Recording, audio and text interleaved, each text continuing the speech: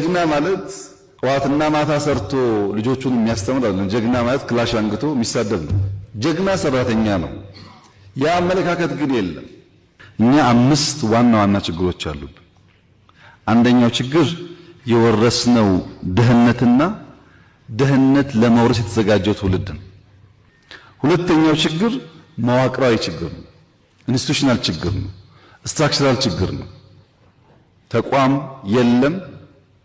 ያለውን ተቋም እንዳነሳችሁት ጠዋት ሰጠውን ሰርቪስ አይደግሞም ከሰዓት። ሶስተኛው አመለካከት ነው። ከአራሹ ይልቅ ተኳሹን የሚያወድስ፣ ከአራሹ ከሰራተኛው ይልቅ አጥፊውን የሚያወድስ አመለካከት አክሮስ ዘ ካንትሪ ያለ አቲቲዩድ ነው። ጀግና ማለት ጠዋትና ማታ ሰርቶ ልጆቹን የሚያስተምር አይደለም። ጀግና ማለት ክላሽ አንግቶ የሚሳደብ ነው። ጀግና ሰራተኛ ነው። ያ አመለካከት ግን የለም።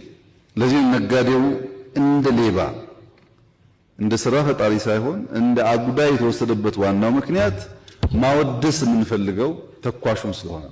አራተኛው የስልት ትምህርት ችግር ነው።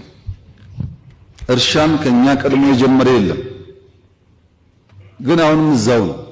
አምስተኛው የማገልገል ችግር ነው፣ ሰርቪስ